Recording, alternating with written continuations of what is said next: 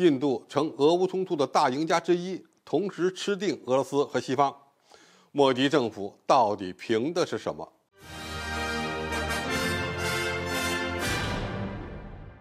观众朋友，大家好，我是付建超。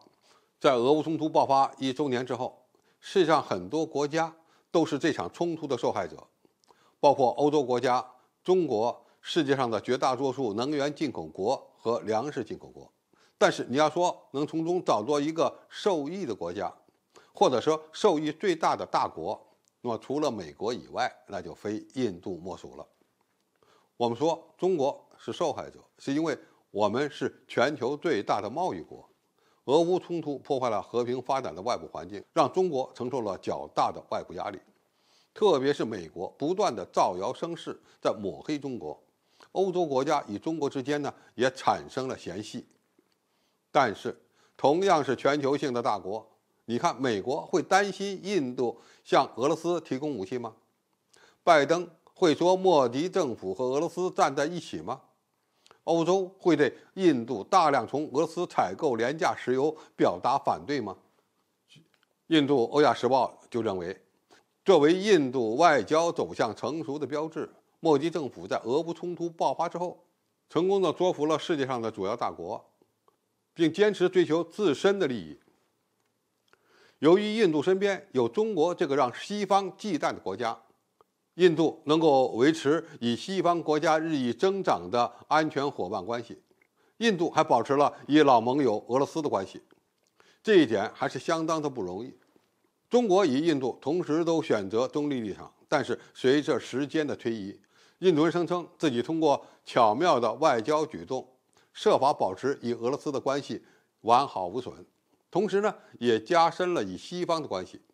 虽然中国对俄乌冲突保持中立的立场，但是西方几乎把对中立国家的指责和埋怨都指向了中国。那么西方又为何要容忍俄罗斯与印度的特殊关系呢？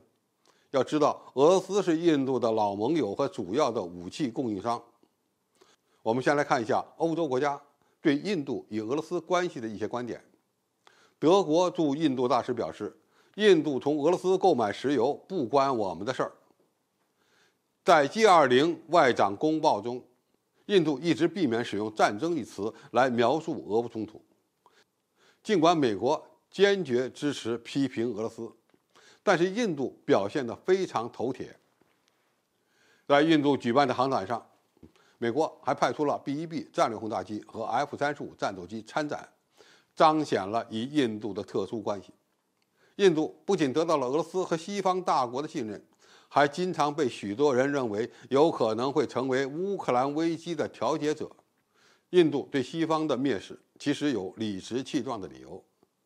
首先，印度对俄乌冲突的爆发毫不知情。在战争爆发之后，成千上万的印度学生被困在乌克兰，印度需要俄罗斯和乌克兰的合作来撤离其公民。这不但证明印度对俄罗斯采取的军事行动不知情，也说明印度在俄乌冲突中不偏袒任何一方。第二，印度在武器装备方面对俄罗斯长期依赖，所以必须蔑视西方对俄罗斯的制裁。印度从俄罗斯买廉价能源，虽然导致了西方列强的尖锐批评，但是在一定程度上又避免了世界能源危机的恶化。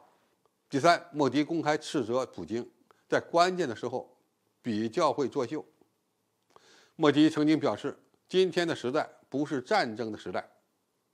然后西方媒体就开始大肆炒作莫迪的和平言论。第四，印度知道美国要对付中国就离不开自己，所以变得有恃无恐。其实我们看印度在俄罗斯与西方之间找平衡的外交技巧，不是说印度真的有技巧，而是印度站在了一个非常有利的国际地位上。为了让印度远离俄罗斯的军火，西方要拉拢印度；为了让印度能够制衡中国，西方也要拉拢印度。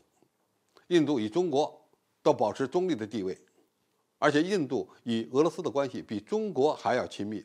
但是由于中国才是被西方看成的那个系统性的挑战者，所以被抹黑的永远是中国。